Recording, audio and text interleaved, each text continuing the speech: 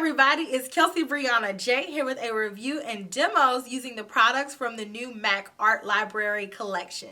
Today I'm going to be playing with all three of the new palettes as well as the three lipsticks that launched in this collection. So let's go ahead and jump into the details. Cool fact, one of the MAC Pro artists that curated one of the palettes is Reagan Rabinot. When I worked at MAC, I was on the Impact team, and one time we had an event out of town and I was selected to go out of town and help out during one of his seminars, and I got to meet him and he was really cool, and we still follow each other on Instagram to this day. Hey Reagan! But all of the palettes are the same size. They all have 12 eyeshadows in them. So the first palette is the Flame-Boyant Palette. This one is the Warm Neutral Palette. There's a few re-promotes in this palette. Let me point them out to you guys. The first re-promote that I see is Samoa Silk, which is an eyeshadow that was permanent, then discontinued, then brought back, and now it's discontinued again, or either the second time that it was brought back, it was limited edition. That is one of my absolute favorite MAC eyeshadows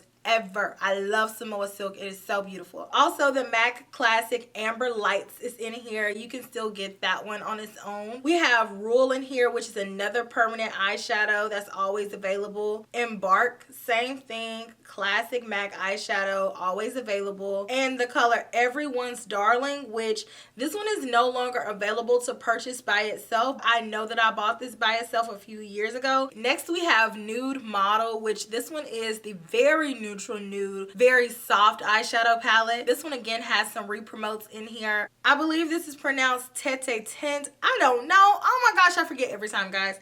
But this one was a permanent one back in the day. They took it away, they brought it back, and now you can get it still individually. I love this color. And then we have Espresso. If you all know anything about MAC eyeshadows, I know you have heard about Espresso. And then we have the color Dance in the Dark, which this color has been in a few palettes before. It's not an individual color that you can buy, but remember when MAC used to have those first palettes that they introduced to us? They were $100. They had the warm neutral palette and they had the cool neutral palette, and they were like, it's a deal, guys. And MAC was like, okay, I guess we'll participate. Here's your palette. It's $100. You guys, I worked there during that fiasco, and it was a mess trying to get people to buy those palettes for $100. They eventually lowered the price to $85. Then they went all the way down to like 60 something. But at first, girl, that was like pulling teeth to get somebody to buy an eyeshadow palette for $100. Like, MAC, come on. And lastly, we have the most exciting palette out of the bunch, the It's Designer palette. And this one is the bright, colorful one. Looky, looky, looky at all these colors. Again, we have some re-promotes though. Chrome Yellow is a re-promote. This is a color that's been around for a while too. The color Bright Pink is a re-promote. They used to sell this one individually, but they don't anymore. I have it individually, but I never used it. Dang on Carbon. They knew they could leave Carbon out, but they just couldn't resist, could ya? So a few years ago, MAC came out with a lot of bright eyeshadows, and I bought them all, and I never used them. But all of these colors launched at the same time. You guys can see the resemblance. Some of them are the exact same color. Like this one on the second row, that is bright pink, so you're not going crazy. But some of these just kind of look similar, but not all of these are still available. The color Shock Factor kind of looks like this color, but it's not as electric. I also have this little palette from MAC that I made from single eyeshadows, and this one down here is the color Lime, and again, it's not as electric as the one in this palette. This is the brightest lime green that I've ever seen MAC do, but the color Cobalt looks a lot like the color Triennial Wave, which I just realized that this is the only eyeshadow out of all three of the palettes that has a different finish. This one is a satin finish eyeshadow, not a matte. But I'll insert some comparison swatches with my swatches. But before I jump into the swatches, I also want to make note of the lipsticks that they launched with this collection. They have three more neutral toned lipsticks, like neutrally pink, peachy type lipsticks. This one is the color Down to an Art, and the color You Wouldn't Get It. I'm just kidding. And the color Soar, which you guys may be familiar with because MAC has a lip liner called Soar. So I will also insert swatches of these lip products, but let's go ahead and jump into the swatches. And then following that, I'm going to do a dedicated eye look to each palette, and then I'll tell you guys my final thoughts at the end of the video. So I hope that you all enjoy.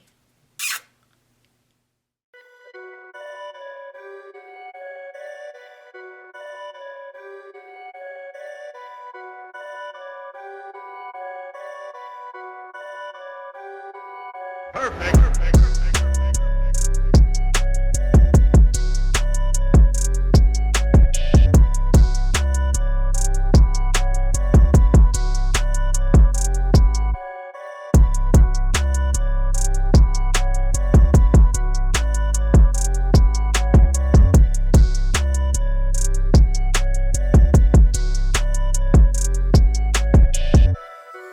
So here's my It's Designer look.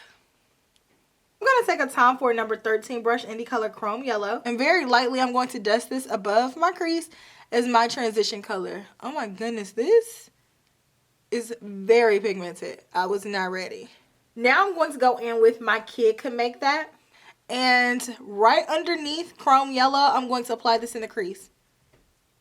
I'm going to go back and forth with this color in the crease. Whoa. This is beautiful. Love it, love it, love it. This is so intense and neon. This color alone is popping, okay? So now I'm going to take this same brush in the color Triennial Wave. But let's go in with this color right on the very outer corner. I'm loving this color combination. And then just build this color up until it's completely opaque. Yes, I love it. Because I'm obsessed with this color, I'm going to go back in with my Kid Could Make That. And this is a Delium Tools 773 brush. I'm going to pop this on the inner corner. And I'm just going to pack this color on. I am obsessed. And bring it over. I am going to take that on the lower inner corner as well. Now I'm going to pick up the color If It Ain't Baroque. And I'm going to pop this right next to that green. So I'm just going to keep it right here. I am going to pack this on until it's opaque. Same brush, and I'm going to take the color Gallerina. And I am going to pop this right in the middle. And blend it upwards. And don't take it too far above the crease. I am trying to blend the mattes with the shimmers, but I'm having a hard time with it. I feel like the shimmers aren't sticking as well. Like I can't blend them together harmoniously. I think I'm going to spray this middle blue with some Fix Plus and see if that helps. Okay, so that definitely helped, but look at all this fallout. That's a lot. I've been blending this for a long time. It's not really fusing, but hey. Ooh, child, the struggle. So now let me go back with that gold. It's a spot right here that won't adhere that pigment, but I'm just going to move on because I got other stuff to do. I'm going to clean this up. So now I'm going to take my Esom S31 brush and the color Chrome Yellow again. I'm going to pop this in the middle. Then I'm going to go back in with Torrential Wave. And let's pop that right on the very outer corner and connect it. So I'm going to add some liner and lashes and I'll be right back. So here's my final eye look. I think that it turned out pretty overall, but it did take me a minute to get here. I like these colors, but I like the mattes in this palette a little bit more than the shimmers. But I like these colors together. I think it's fun and pretty and summery and electric. So, final eye look. Okay, guys, so here is the Flame-Boyant look. Let's first take Rule with a Hakuhodo J5523 brush. And I'm going to take this directly in the crease. So just back and forth, blend out this color, and then blend it upwards for our transition. Just build up this color until it's completely opaque. Same brush, and I'm going to take the color Dada Issues, and moving down, I'm going to apply this in the crease. I had to use this color because I call my granddaddy Dada. So what's up, Dada? He might watch this video too. Same brush, I'm going to take Dollywood. Let's take a little bit of this right in the crease, like right here on the edge of that crease. Not a whole lot. Blend it in. Nice blend. Same brush, and I'm going to take Everyone's Darling. And let's pop this on the outer corner. Right on this outer corner. Let's concentrate this color and then smoke it out. Bring it up towards the crease. I'm going to take a little bit in the crease and then blend it out too. The same brush, and I'm going to take Louvre at First Sight. And let's pop this right next to Everyone's Darling. And let's apply this more so on the lid and blend it over. So now I'm going to take a flat shader brush and my absolute favorite eyeshadow from MAC, Samoa Silk. And I am going to pat this right here on the inner corner. I'm not going to take this all the way on the inside, but any flat shader brush will work. But just take your time building up this color. So I'm going to go back in with Louvre at First Sight and my blending brush. As you guys can see, I built up that color on the lid and gave my eye a little bit of a shape. So right here on that edge, I'm just going to go back with a little bit more of that powder just to blend it out. Like so. That looks really pretty. So now let me clean up my under eye and apply some liner and lashes, and I'll be right back. So now I'm going to go in with the color What's the Pointillism? And I am going to take, oh my God, I meant to take a lot less, but this is very pigmented, but I'm just going to blend this out under my brows. I'm going to take that same color and pop it here. So I'm going to take that same color with the pencil brush, and I am going to pop that on the lower inner corner. And lastly, I'm going to take the color Flame-Boyant. Let's pop that right here on this little outer. Here is the final Flame-Boyant look. Okay guys, so here is the nude model look. I am first going to take the color Pleasing to the Eye with a Sonia G Worker Pro brush. And I am just going to work this directly in my crease and blend it up. Okay. I'm going to go ahead and apply a little bit of this on the lower lash line as well. Moving on, I'm going to take the same brush and the color Sugar Plum. And I'm going to take this directly in the crease and concentrate it first. And then with whatever's left over, then I'm going to bring it upwards.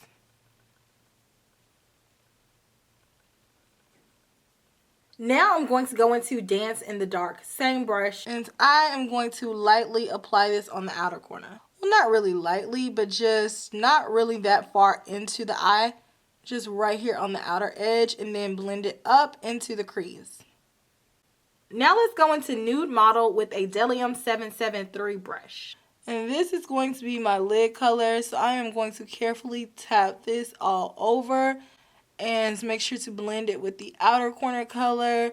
Let's blend it up to the crease. Okay, let me spray it. Definitely by spraying it, it totally amped up this color, but by itself is very sheer, but I like it intensified with the Fix Plus. I'm just going to brush away any fallout. Now I'm going to go in with the same brush in the color Drop the Robe. And let's pop that on the inner corner. Same color and same brush. Let's go ahead and pop that on the inner corner. Same brush, and I'm going to take the color Sugar Plum. I'm going to take that on the middle. Very tight. Honestly, I think I want this just all the way across. I don't want really dark down here. So I'm just going to bring it on home. I'll be right back. I'm going to add some liner and lashes. So here's the final nude model look. So let's try on the lipsticks. I'm going to first try on Down to an Art.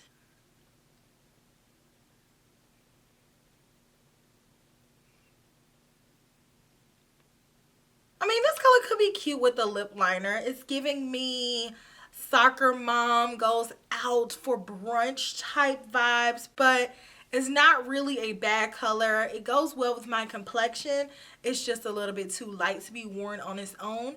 It is a matte lipstick. It does feel a little bit drier, but I think it's okay. I would prefer this color if the formula was a little bit glossier, so maybe like an amplified finish. Now I'm going to try on You Wouldn't Get It. Oh, okay then.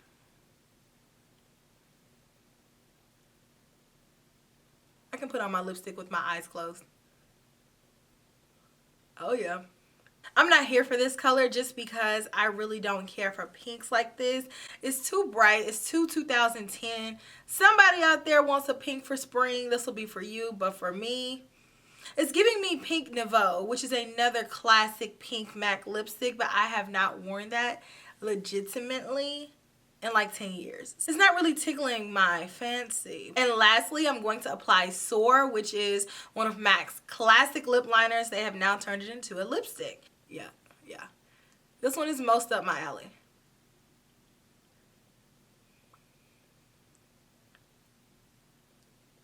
I really like this color. It's the darkest out of all of the 3 that launched in this collection, and I feel like it gives me a little bit of dimension to the lips. I like the way it looks with my eye look that I have on. I actually could see myself wearing this one because it's giving you like a brownish mauve. I like it. Okay guys, so my final thoughts on the Art Library collection is that I think that it's okay.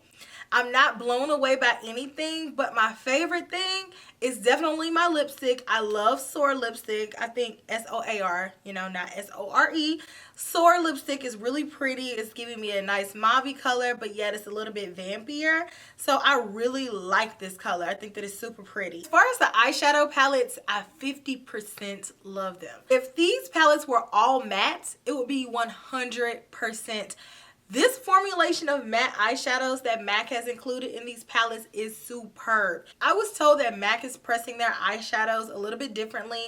They're not as hard pressed in the pan now, and I could really tell a difference in these matte eyeshadows. I felt like they blended well. They gave great color payoff. They were very silky, and I loved them. They were very good quality. But the shimmers in these palettes were too hit or miss for me to justify loving them. Every shimmer in all 3 of the palettes is a frost finish. All of MAC eyeshadows are not the same finish. Some of them are frost finishes. Some of them are lusters. Some of them are Velux pearls. You have to really pay attention to the finish because it's going to determine how that eyeshadow performs. I'm not a huge fan of MAC's frost eyeshadows just because, like I said, it's hit or miss. Sometimes they're really good and sometimes they're not. I have to say, the frost eyeshadows in the It's Designer palette are the worst out of all 3 of them. These shimmers were very hard to adhere to the eye. It was hard for me to build them up. They were falling out everywhere. I couldn't really blend my eye look together. It just was an entire mess. And then right behind it is the It's Nude frost eyeshadows. I feel like a few of these got hard pan really easy. I really don't care for the frost formula in these palettes. But then we come over to the Flame-Boyant palette. What's the Pointillism and Amber Lights? They performed beautifully, so it's not really consistent and you can't judge it. I wouldn't say these palettes miss the mark because you can make it work with Fix Plus, and the matte eyeshadows do make up for the disappointing frost eyeshadows, but it's just going to come down to your color preference and if you feel like buying a palette, because these are palettes that you can easily skip because it's so much that comes out every day. Obviously, most of us at this point do not need the Flame-Boyant palette. Definitely this would have been a hit 5 years ago, but MAC was a little bit too late with it. And I honestly feel like the only palette that was necessary in this launch is the It's Designer palette, just because color is what's trending right now. These palettes have been overdone to death and we don't really need any more. But other than that, this is the only one that's really different for MAC and it's giving us something that we may not have in our collection. The same thing with these lipsticks. They're MAC lipsticks, so they're gonna perform. They're gonna give you color payoff. They're matte, so do you like a matte formula? It's not overly dry, but it does have a bit of a dryness to it. But you don't need this. It's crazy because MAC was the first one to come out with colors like this. Like they could have done this 10 years ago and had a smash hit, but now it just feels repetitive. But these aren't bad. They just aren't exceptional either. Let me know your thoughts on this collection down in the comments section. Are you picking up anything? I'm very curious to know. And I will talk to you all in my very next video. Smooches. Bye.